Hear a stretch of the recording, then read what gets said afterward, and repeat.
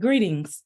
My name is Crystal James, and I have the pleasure of serving as the Vice President of External Affairs and General Counsel for Tuskegee University. As a public health trained attorney serving as one of the co-chairs of the Comprehensive Healthcare Subcommittee of the Macon County Community Taskforce, I have the pleasure of providing you this brief update on choir safety.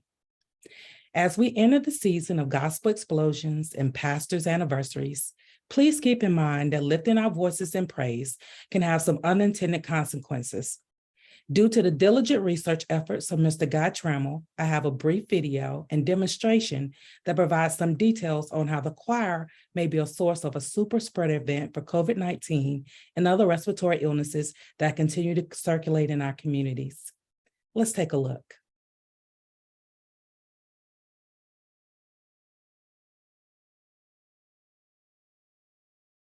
Almost everything we do, it's becoming clear that many activities we wouldn't have given a second thought before now pose a risk with COVID-19. Dr. Frank McGeorge is here with a new report from the CDC on an event involving a so-called super spreader that shows just how different things may need to be. There's no exact definition of a super spreader, but the general idea is that it's a patient or an event that may transmit infection to a larger group of individuals well beyond the usual number. Now, in this report, it was one infected person singing in a choir. And although mask use, social distancing, and hand washing have become norms, I want to highlight this specific activity to really emphasize the need for precautions. On March 10th, a single infected individual participated in a 2.5-hour choir practice with 60 other people. At the time, special social distancing precautions were not in place and no one was wearing masks. From the contact tracing investigation, the health department was able to estimate that 52 people developed COVID-19 from one person. That's an attack rate of 53% among confirmed cases and 87% among all cases. 3 people were hospitalized, including the index patient, and 2 people died. Now, ultimately, although there were many possible routes of transmission, the CDC pointed out that the spread of infected aerosols is correlated with how loud a person is speaking or singing. Also, certain people do release significantly more virus than others. They're referred to as super emitters, who are thought to contribute even more to super spreading events. It's just another reason to continue social distancing and precautions. Back to you. Almost every.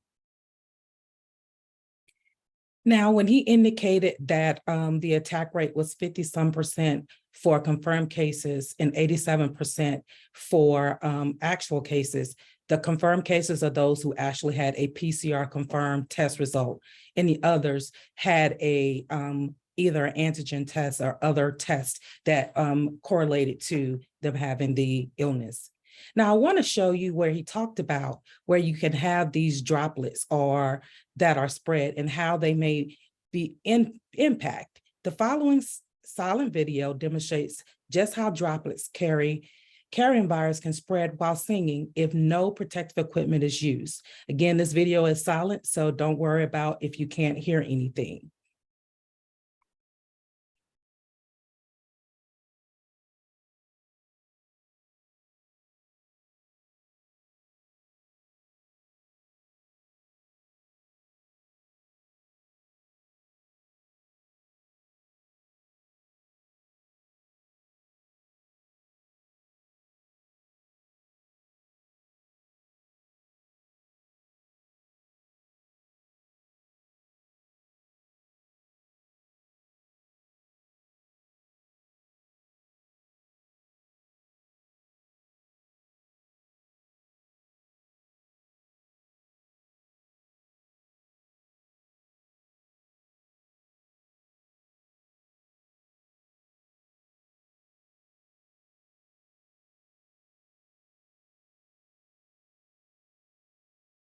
And now finally, the following flyer is a short reminder of some steps we can all take to slow the spread of COVID-19 while singing.